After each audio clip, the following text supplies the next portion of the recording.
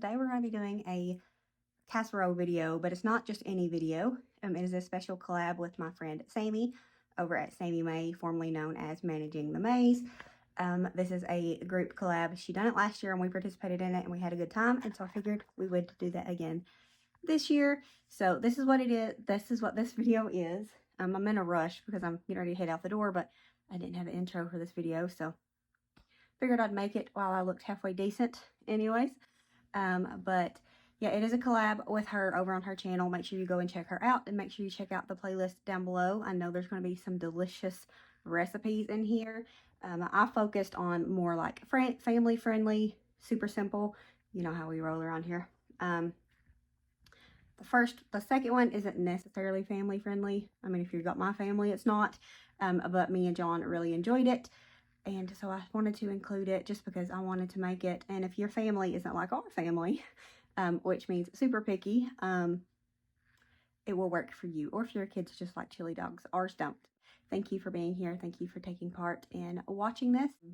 And thank you, Sammi, for hosting it. If you haven't joined our family, make sure you do that down below. Click the little red subscribe button. Confetti will pop out and do all the things. We would love to have you. But we're going to jump in here and share our videos, our recipes, and we'll see you on the other side. Okay, so this one is simple, which both of them are. That's what we was going for, simple family meals for this video. But this one is pretty much like, it's a taco. You can change it up as much as you want, take away, add. That's why I really enjoy dishes like this. You can definitely cater them to your family and your needs and whatnot. I ended up doing 2 pounds of ground beef. We're not, well, the family isn't huge on little like additives and stuff. So I figured we would just do a lot of meat so that it has more, you know, more filling to it. So I done about 2 pounds of ground beef. It would have been a little bit less, probably 1 packet of taco seasoning. And then I did end up adding some extra salt, cumin, garlic powder, paprika. I could have added 2 things of taco seasoning, but I didn't want to do that. So added 1 packet of taco seasoning and then made up my own pretty much. And then the thing that I did sneak in was refried beans. The recipe that I found, I will link it down below, but the recipe I drawed from, they used a can of refried beans, and we didn't have a whole can. We didn't have a can at all, but we had some in the refrigerator from where I made John pinto beans for dinner one night. And so I just took them and smushed them up and made my own refried beans. I had probably a half a cup or so, and I definitely think that it made it taste better. I probably couldn't have used a whole can because Wendy would have noticed, but with what I did add, she didn't notice, and I think it definitely helped it. It changed the flavor palette of it just a little bit, and maybe you just have to know what beans taste like to know that. I don't know, but it was good. I would definitely add it again. If I do a canned one, I will probably just do half like I said, but I think it would be fine with a whole can. But anyways, we're just going to go ahead and I cut up my tortillas into 4s. That way it would fit in the pan perfectly. Well, more perfect anyways. And then we're just going to layer it in. I'm going to do meat and then a cheese layer. Meat. I don't think I do another cheese layer. We'll see when we get there. But then I did just put salsa on top of it because I didn't want to overdo it in the salsa. I wasn't sure how the kids would feel about it being cooked. Wendy loves salsa. She eats a bowl of salsa and chips every single day. It's not an exaggeration. But I wasn't sure about how she would feel with it being in this dish. So I just put a little bit on top. This was delicious. We've made something similar to this before, pretty much the same thing, just a little bit different, maybe a different name, but it was really good. Definitely going to have this again. If you want to add vegetables, you could put it into a bowl and then just almost like taco salad, kind of, like with this in the middle of it, or you could put some on top.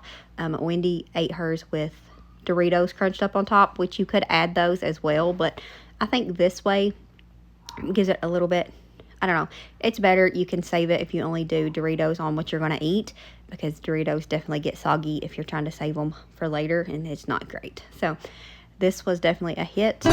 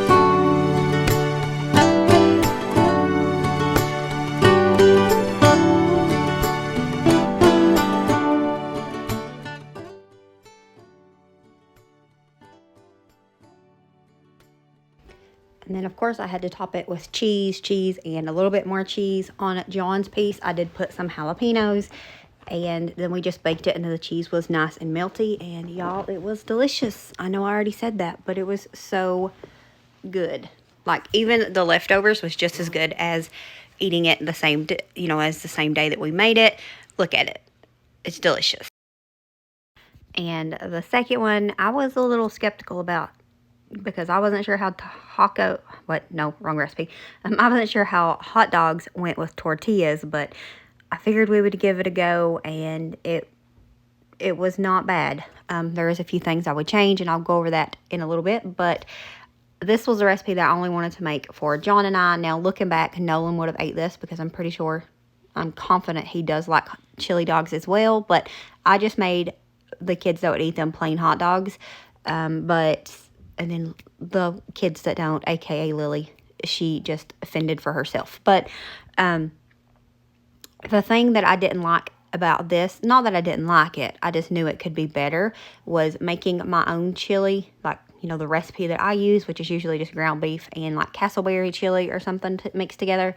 That is the flavor that we prefer, but I wanted to stick with this recipe and try it, because if you don't try things, at least, to a point of trying things, because y'all know I change recipes up, you'll never know if what you're doing could be better. So I did want to give it a go. It wasn't terrible, like I said, but I just know that especially me, because I know, what I prefer, but I would have liked it much better with the normal chili that I do, and it would have been easier, maybe a little bit.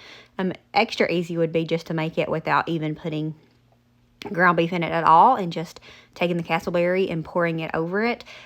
But it was okay. I didn't love it. It was edible. It was fine. Next time, though, the chili would have made all the difference, is all I'm saying. But I will link the recipe down below of the one that I sort of kind of followed. That way you get a better idea of it and whatnot. But, it's chili dogs in casserole form. It's pretty self-explanatory.